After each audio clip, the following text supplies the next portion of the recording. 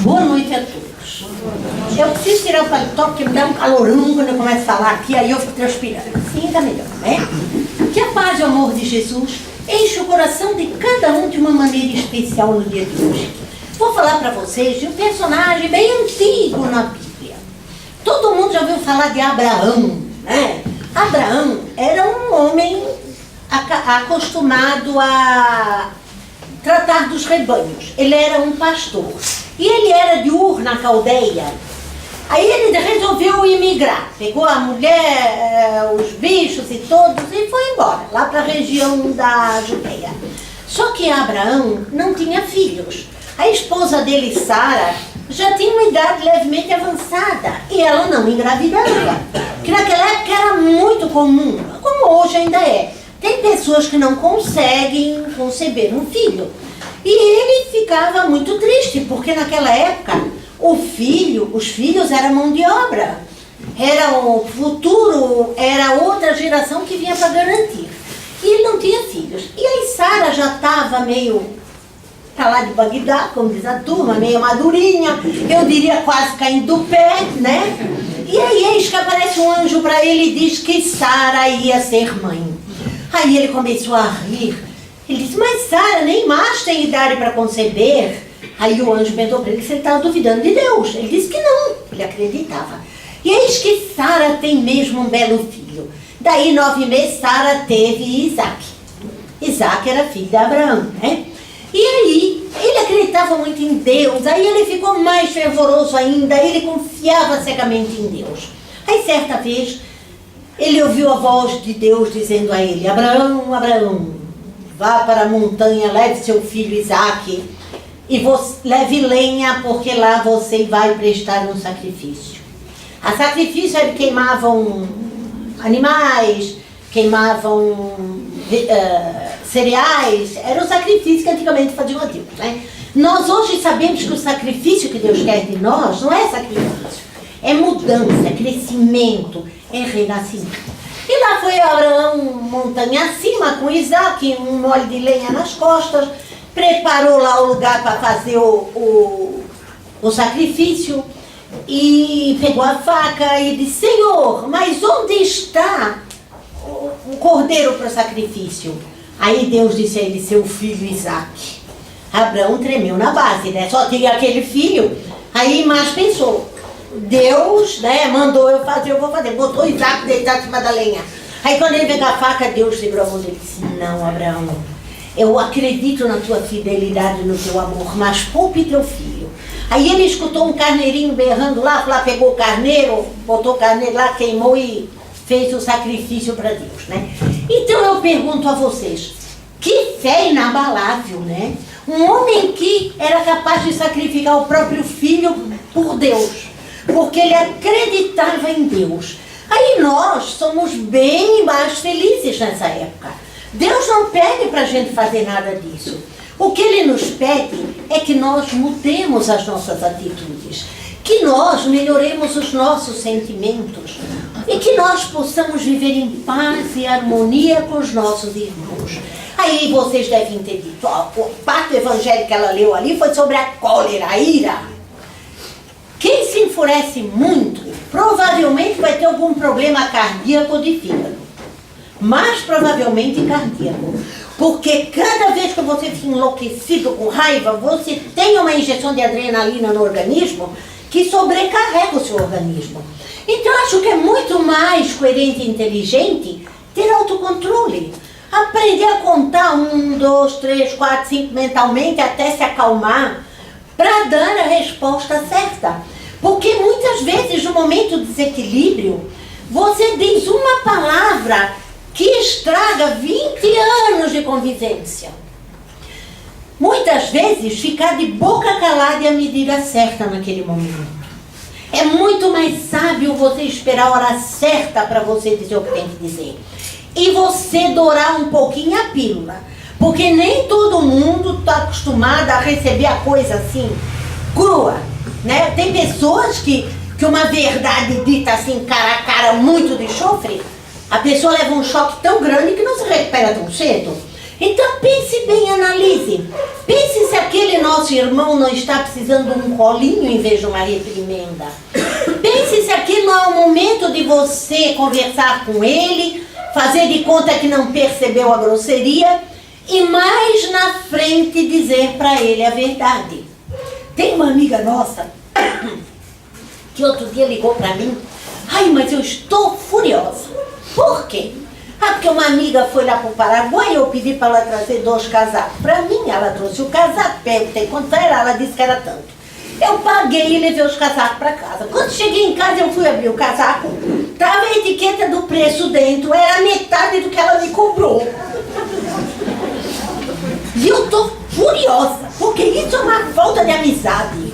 Aí eu falei, eu vou ligar para ela. Eu falei, não ligue, espera, aguarde. De repente, naquele momento, ela estava precisando de dinheiro. Ainda falei para ela, olha, vai ver que mesmo assim ficou barato, não ficou? Ela disse, não, mesmo assim ficou barato. Falei, então tu não reclama muito, aguarda.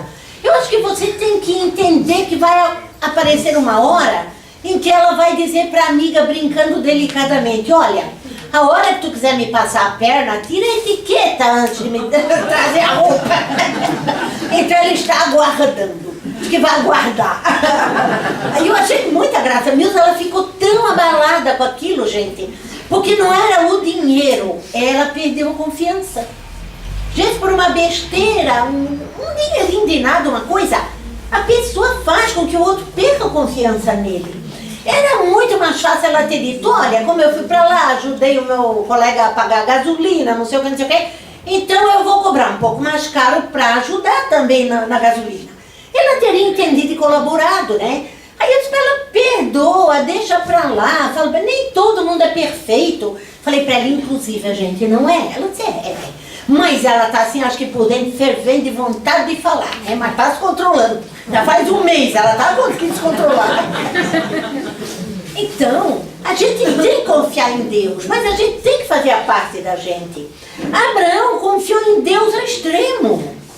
Mas na hora que Deus viu que a confiança de Abraão era acima de qualquer coisa, Deus disse a ele que não precisava fazer aquilo. E ele diz isso para nós de maneira mais doce, de maneira mais delicada. Ele não exige que a gente faça sacrifícios desse tipo. Muitas vezes o sacrifício que ele nos pede, não bebe demais, não enche a cara, não usa droga, não engana a mulher, não engana o marido, essas coisinhas assim corriqueiras, que são os 10 mandamentos da lei de Deus, né?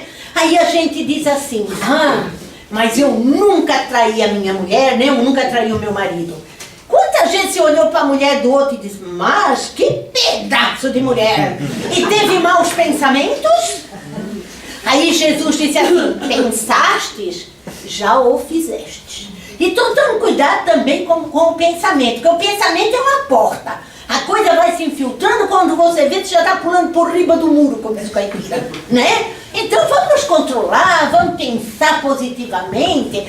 Que feliz que o fulano é, porque tua mulher assim, tão boa, tão bonita. Eu já contei para vocês a história dos pescadores que trocaram as mulheres, né? Que para quem ainda não contei, isso é uma história verídica, isso não é invenção. 2 pescadores, um tinha uma mulher bonita de fechar o comércio, malandra, porca, mal criada, era tipo aquela mulher que nenhum homem quer. O outro tinha uma mulher feia, que era a necessidade. Mas trabalhadeira, boa, gentil, cozinhava bem, um amor de criatura delicada. Aí um dia, o que tinha a mulher feia, achava a mulher do outro muito bonita.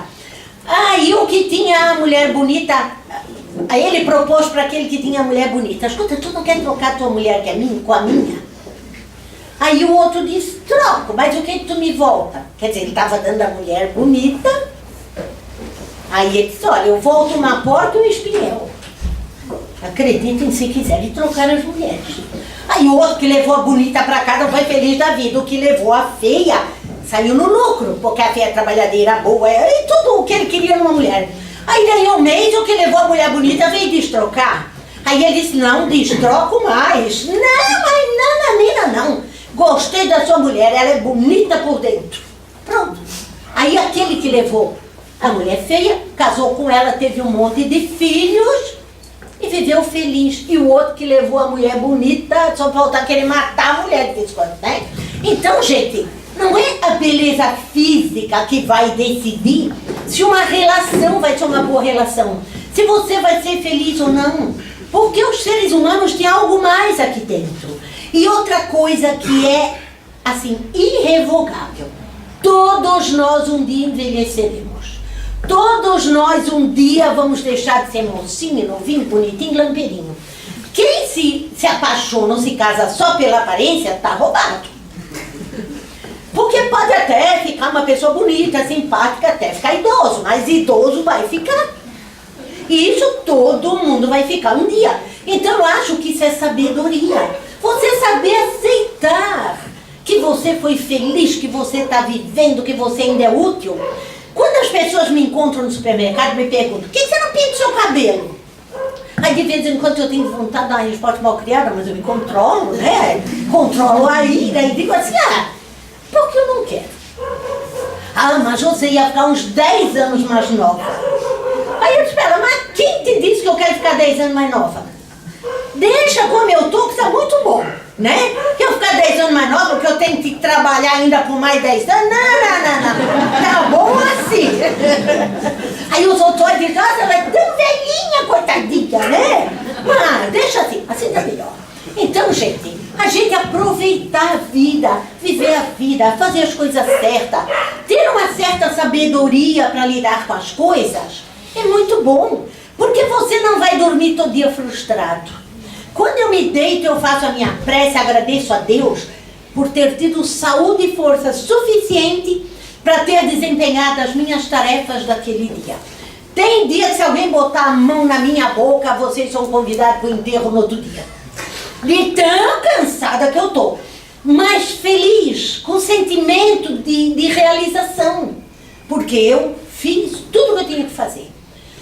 Gostaria de um pouquinho mais de descanso, mas já que não dá, manda o braço, trabalho, né? Então, gente, a gente tem que aprender a conviver com a realidade da gente do dia, com aquilo que a gente pode ter, e não viver amargurado, reclamando do que a gente não tem. Porque eu não tenho um carro zero. O outro tem 4 rodas, funciona, me leva onde eu quero ir. Eu de vez em quando saio com meu marido de carro, ele diz assim: olha aquele carro lá assim. Eu falei para ele: meu querido, comigo tu tá perdendo tempo comentando de carro. Para mim, funcionando bem, tendo 4 rodas, é excelente. Não me deixando no meio da rua, é isso que eu quero, um transporte. Mas ele admira, o homem tem isso de gostar de carro, admirar o carro, né? E o meu filho limpava o meu carro, esse meu filho que morreu, lavava o carro, polia, passava pretinho nas rodas. Quando ele tá acabando, eu disse: anda, acaba logo que eu tenho que ir no supermercado. Ele ia lá na rua, olhava pra cima e dizia: vai chover. Eu disse: aí, vai sujar o carro todo. Eu falei: não, mandei tu lavar e polir tanto. Eu não vou na chuva para deixar o carro dentro de casa. O carro é para mim, é no supermercado. E ele ficava doido: é só lavar o carro, ela vem com a bolsinha e lavar no supermercado. Então, gente, nós temos coisas na vida que nos fazem sorrir, que fazem com que a gente ache que a vida vale a pena, merece ser vivida com alegria, com bom humor. Aí vocês dizem: essa mulher eu acho que é meio doida, porque os problemas que a gente tem na vida não são problemas, são oportunidade de aprendizado, de crescimento. Aquela pessoa que nunca tem problema nenhum fica mole, lerda, letárgica. Aí quando aparece uma dificuldade, ela sucumbe à dificuldade, porque ela não tem preparo para enfrentar a vida. Então quando a gente poupa o filho demais, o filho vive no mar de rosas, não pode fazer nada, não pode se cansar.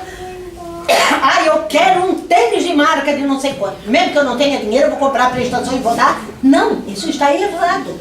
O meu filho vai ter que aprender a viver de acordo com aquilo que eu posso dar para ele. Porque eu vou estar preparando o meu filho para a vida.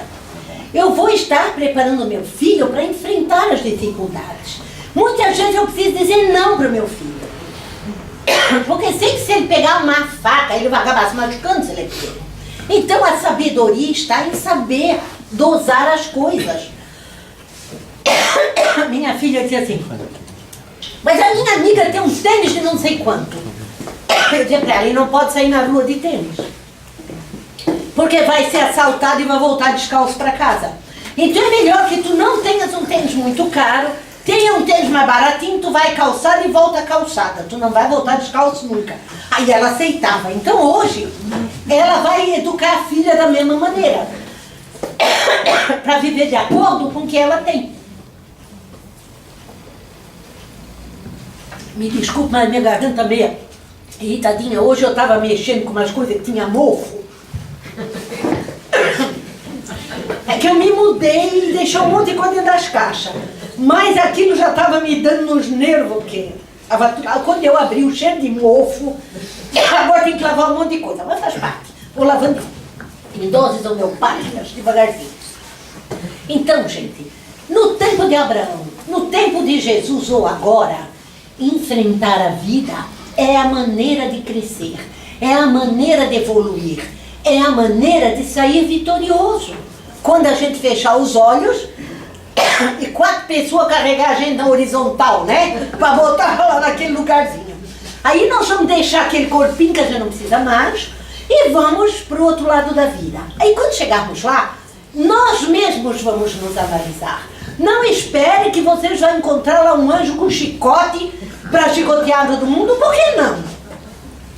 A sua consciência vai ser o seu julgamento.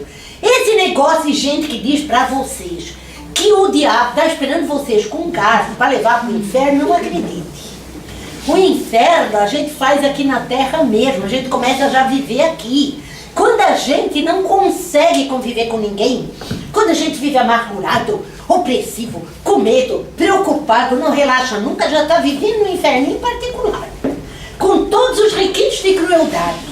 Então você, quando passar para o outro lado da vida, vai sofrer quando você se conscientizar, não que você não conseguiu fazer alguma coisa, mas que você nem ao menos tentou. Isso é o maior sofrimento do espírito, não ter nem tentado. Porque se Deus nos criou, Ele sabe dos nossos limites, das nossas capacidades. Mas como um bom pai, Ele sempre acredita que o filho vai conseguir, que o filho é o melhor, que o filho vai vencer. Porque eu não acredito que aqui tem um pai que não acredita que o filho é bom, que o filho vai sair vitorioso, que o filho vai aprender, que o filho vai conseguir. Todos nós acreditamos que o nosso filho é capaz. E Deus acredita na gente.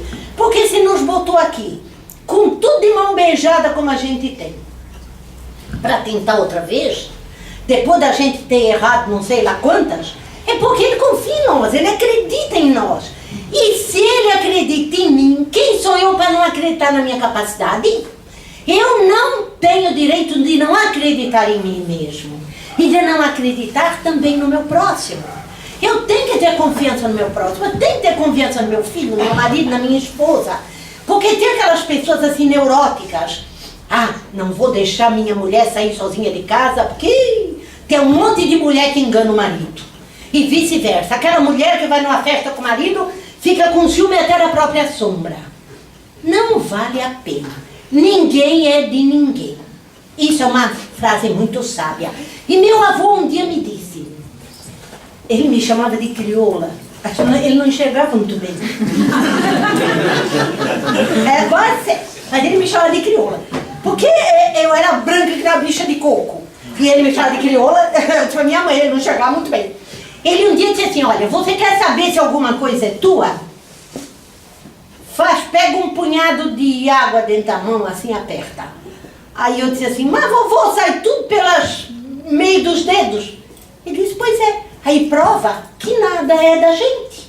Que é da gente aquilo que a gente pode lidar. Que não adianta você ser obsessivo com as coisas.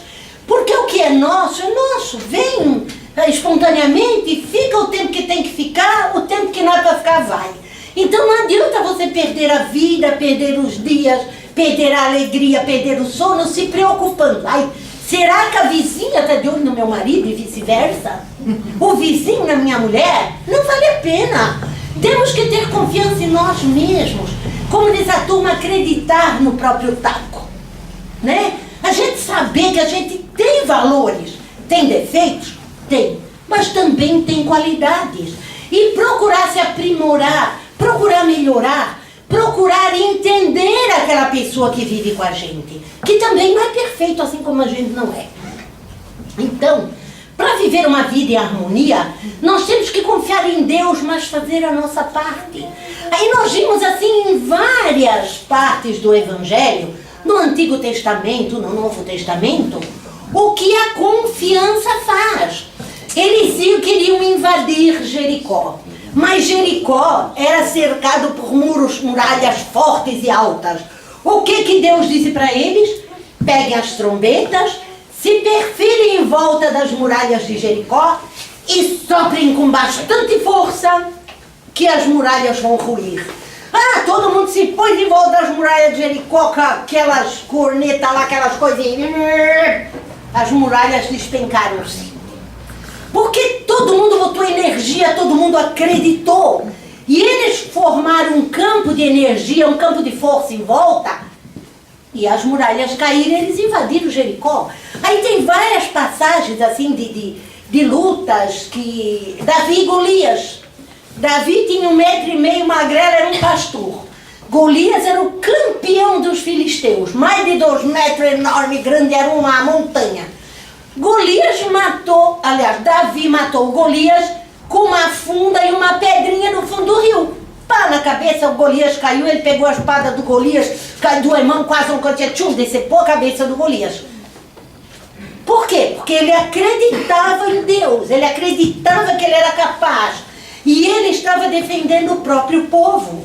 Então a questão é a confiança na gente e em Deus.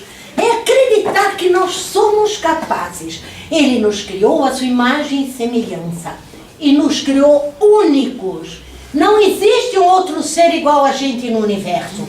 A prova está aqui na pontinha dos nossos dedos. Não sou eu que estou dizendo. É o especialista da polícia quando lê as impressões digitais, né? Ninguém é igual ao outro. Aqui na pontinha do dedo, esses risquinhos que tem aqui em cada pessoa são diferentes. Por incrível que pareça, já pensou o trabalho que Deus deu para Deus desenhar esses risquinhos tudo? Diferente um do outro. Por isso, valorizem-se, somos únicos. Acredite que cada um de nós é muito especial para Deus. Que Ele não abandona ninguém. Que Ele não critica ninguém de dedo em riste. Porque Ele sabe que cada um vai fazer aquilo que Ele consegue. Agora se esforce um pouquinho.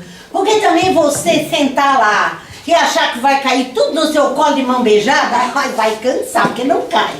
Você tem que correr atrás, você tem que ir. Você tem que ter garra, tem que acreditar, tem que ter confiança em você mesmo. Aí você tem confiança, faz a sua parte, provavelmente vai dar certo. Porque você está fazendo a sua parte. Então eu quero dizer para vocês que ser feliz depende de cada um de nós. Aí eu gosto muito de ler o Antigo Testamento e o Novo Testamento também. De vez em quando eu pego um trecho daquele, leio e penso bastante naquilo. Aí hoje em dia tem mulheres que são submissas, que têm medo do marido. Ai, porque meu marido me bate. Quando ele chama por mim, eu até dou uma tremura. Gente, naquela época dos judeus, é mais opressivo do que era o sistema em que as mulheres viviam, não existe. Se a mulher ficasse viúva, ela não herdava o que o marido deixava, ia para o irmão mais velho. Então as mulheres não tinham direitos a nada. E você vê no Antigo Testamento mulheres que se sobressaíram numa sociedade opressiva daquela. Ana transformou-se em juíza. Só homem podia ser juiz porque a mulher era emocionalmente desequilibrada. Não tinha o direito de julgamento. Ana foi uma das juízas mais sábias daquela época. Outra, Judite, salvou o povo hebreu do general do Nabucodonosor. É nome para burro, né? Grande. Nabucodonosor, né? O nome do general do Nabucodonosor era Holofernes. Era o melhor general que tinha naquela época. Ele cercou a Judeia. E os judeus não usavam armas, primeiro, porque eles eram pastores. Eles não estavam acostumados a guerrear. Quer dizer, viviam brigando, mas guerreando não. Aí eles não tem como se defender de espadas, de lanças. E aí Judite resolveu que ela ia salvar o povo. O que ela fez? Se produziu toda, conversou com os anciões, foi lá e disse para o Holofernes que ela estava decepcionada com o povo dela, que no povo dela não tinha nenhum corajoso, e que ela queria ir embora com ele quando ele voltasse para a terra dele. O cara, na guerra já há muitos meses, aparece uma mulher bonita, novinha, toda cheia de boa vontade, o cara já ficou de olho comprido, né? E ela ia lá e conversava e levava a escrava junto e voltava. Só assim, só no ouriço, só atiçando, né? Aí um dia ela disse para ele, hoje eu vou vir, vou fazer um jantar para você, vou jantar com você, depois eu vou ficar aqui com você, e aí amanhã, quando você for embora, eu vou junto. Aí fez uma ceia e deu vinho para o Holofernes. E o Holofernes, feliz da vida, esperando a noitada, encheu a cara de vinho. Ficou bêbado. Ela pegou a espada, cortou o pescoço do Holofernes e foi-se embora. De manhã, quando os soldados chegaram, viram o Holofernes descabeçado, né? Debandaram, voltaram para a terra deles e ela salvou a Judeia. Uma mulher sozinha, diante de um exército armado até os dentes. Então, ninguém às vezes tem noção do que é capaz de fazer numa necessidade. Eu acredito em cada mulher que eu conheço. Porque eu acho que na hora da necessidade, acredito nos homens também, que os homens já têm fama de ser fortes, de fazer as coisas, mas as mulheres, coitadinhas, se acham tão fragilzinhas. Não acredite muito. Tem mulher que fica brava, fica grande, né? Então eu acredito na força de cada ser humano, independente do sexo. Se ele tiver necessidade, se ele tiver força de vontade, ele vai conseguir, ele vai vencer, ele vai crescer. Por isso que Deus nos botou aqui no mundo. Porque Ele acredita que cada um de nós é o responsável pela própria evolução. Não sou eu que estou dizendo. Já tinha um filósofo grego, antes de Cristo, que dizia assim: o homem é o artífice do seu próprio destino. Ele queria dizer que o homem era responsável pelo seu próprio destino. E é verdade. É da maneira que eu vou fazer a minha vida, que eu vou viver, que eu vou me comportar, que o meu futuro vai acontecer. Porque se eu não tiver nada do que me arrepender lá na frente, eu vou andar de cabeça erguida, de cara limpa. Ou mesmo que eu tenha dado um escorregãozinho ou outro, eu vou me reerguer, eu vou me reabilitar. Eu vou acreditar na minha capacidade, eu vou acreditar em mim mesma. E eu não vou permitir que ninguém me aponte o dedo e me acuse. Porque eu sou humana, eu sou falível, mas eu sou humana e eu luto pela minha evolução, pelo meu crescimento, pela minha necessidade de crescer. O curso de doutrina espírita eu fiz em São Paulo. Porque desde pequena alguma coisa me chamava e eu nunca tinha oportunidade. Aí uma época que os filhos já estavam maiorzinhos, eu fui fazer um curso, 5 anos. Lá não é um aninho ou 2 só não, 5 anos de curso. E estudo. No primeiro ano, a professora me deu a lista dos livros para ser lido. A lista era mais ou menos desse comprimento, gente. Eu tinha 1 ano e meio para ler aquilo tudo. Para minha alegria, eu já tinha lido muito mais que a metade. Quer dizer, sobrou um pouco. Aí a gente ia todo dia e fazia, e crescia, e aprendia, e escorregava, e depois voltava. E aí fiz a do curso. Aí tinha uns que já estavam incorporando no primeiro ano, outros no segundo, e eu, nada. Aí meu pai de turma perguntou assim, e você? Nada. Eu falei para ele, se eu tenho mediunidade, é cega, surda e muda. Aí ele disse a mim, não, isso não pode acontecer, você não sente nada? Eu disse, nem um arrepiozinho. Ele disse, mas não é possível. Aí acabei os 5 anos, aí quando eu acabei os 5 anos, a minha vida deu uma reviravolta, nos mudamos de São Paulo para cá. Aí no último exame espiritual, ele conversou comigo, me parabenizou porque eu não desisti. Porque durante aqueles 5 anos eu fui muito assediada para sair, para deixar a família que tirava sarro, outro que perguntava o que eu ia fazer toda terça-feira lá no centro. Aí eu dizia para eles, nem te conto. Deixei curiosa, né? Deixei no ar. Aí ele disse, meus parabéns, você persistiu, você não desistiu. As dificuldades só serviram para te estimular e de ensinar. Eu olhei para ele, eu perguntei, mas ensinar o que se eu ainda estou aprendendo? Ele disse para mim, e de ensinar. E encerrou a conversa. Que eu saí de lá mais grilada do que entrei. Falei, amor, o que eu vou ensinar para os outros? Vim embora para cá, Aí eu estava trabalhando no outro centro e um dia a entidade lá mandou uma amiga minha fazer uma palestra. Aí a minha amiga, tá bom, na hora disse, tá bom. Aí quando chega daí uns 15 dias, telefona uma pra mim. A palestra é na sexta, na quarta-feira, 9 horas da noite. Olha, a fulana tá com dor de barriga, com dor de estômago, com diarreia e não dorme, não vai fazer a palestra. Eu falei, mas como que não vai? O pessoal vai estar esperando. Não, ela não vai. Sabe que você não podia fazer? Eu falei, euzinha aqui? Meu Deus, eu nunca tive coragem de falar na frente dos outros assim. Então vamos ficar sem palestra. Não, sem palestra não. Eu vou preparar alguma coisa, mas eu não sei se eu tenho assunto para meia hora. Tá, então tu fala o tempo que for, depois eu entro. Li, gente, li. O meu resumo tinha 5 folhas de caderno universitário dos 2 lados. Resumo. E li, estudei, li lavando roupa, estudando, e lavando louça, estudando, porque dona de casa tem tempo para parar e estudar, né? Aí no dia eu fui feliz da vida, cheio de amor para dar, cheguei lá, fiz a minha prece e subi lá. E aí peguei o meu resumo. Esqueci dos óculos em casa. Falei, tô literalmente em encrenca. Respirei fundo, seja o que Deus quiser. A coisa fluiu de uma maneira que eu nem precisei de resumo. Aí quando eu saí, elas olharam pra mim, eu tava encharcadinha, parece que jogar num balde de água. Tava com a roupa azul clara de seda. Eu transpirei tanto sem perceber que eu tava encharcada, parece que jogaram água em mim. E fui-me embora. Falei, não, deu tudo certo. Bem, falei mais de meia hora, falei 35 minutos. Pelo que eu tô vendo. Aí na outra vez, eu vou devolver a palestra. Eu quero ver hoje eu não levar os óculos, botei os óculos aqui. Deixei o resumo dentro do carro. Falei, a espiritualidade não quer que eu use muleta. Dali pra frente eu levo junto, mas não uso. Então, gente, quando a coisa tem que ser, aí eu descobri qual era a minha mediunidade. Doutrinação. Era conversar com a turma aqui, aprender com todo mundo, e ler e me esforçar. Aí eu descobri, aí eu liguei lá pro meu pai de turma lá em São Paulo, falei, cara, descobri o meu caminho. Ele assim, eu já sabia que tu ia descobrir. Falei, pois é, assim, acidentalmente, mas eu tô lá. E tô aqui, ó, venho e converso com vocês, não tenho vergonha de conversar com ninguém. Aprendi a falar em público, me resolvi. Porque o que eu leio, o que eu aprendo, eu venho e divido. Eu não vou dizer para vocês que eu sou alguma fonte de sabedoria. Eu sou uma eterna estudiosa.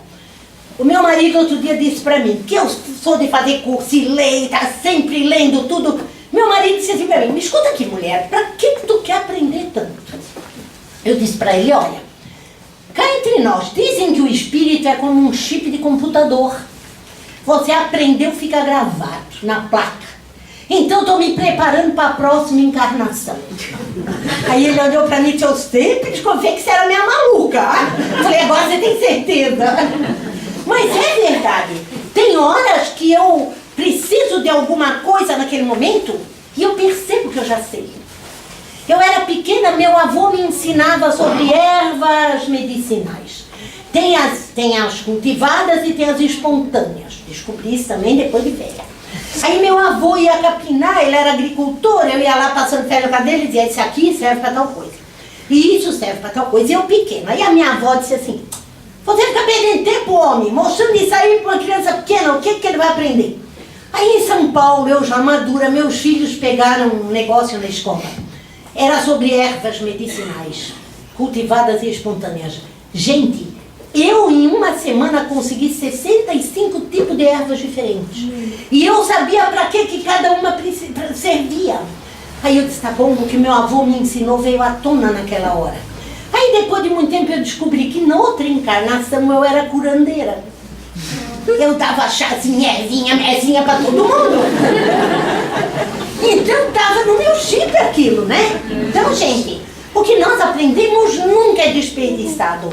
O ser humano cresce quando ele aprende, quando ele bota em prática, quando ele divide aquilo que ele aprendeu com os outros.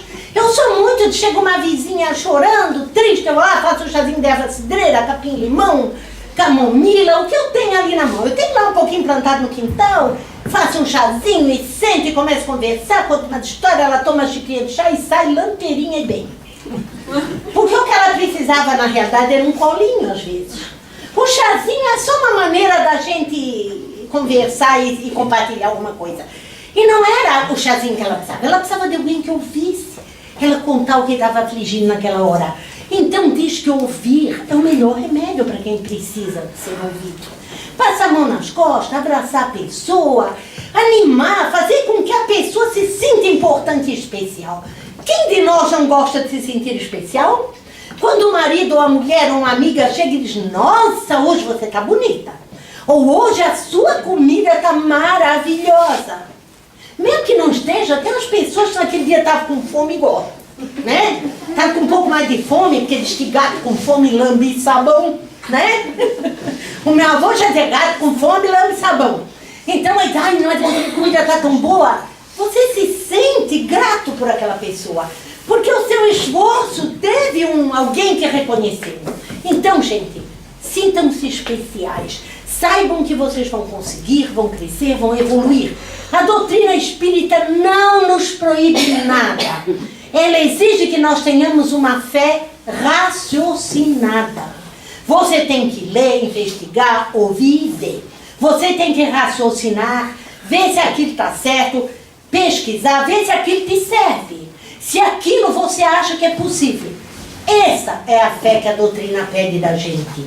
Que você não se deixe engambelar, tapear, fique cheio de misticismo, cheio de coisa, não. Você raciocine a respeito daquilo que ouve, daquilo que lê, pesquise, pergunte. Porque nós temos a obrigação de saber e aprender. Já falei demais. Que Deus os abençoe e ilumine, enche o coração de cada um de muita luz, muita paz, muita disposição, muita garra para enfrentar a vida. E que a luz caia sobre a cabeça e o coração de cada um. Agora nós vamos fechar os olhos, serenar o coração, que a nossa companheira vai fazer a prece.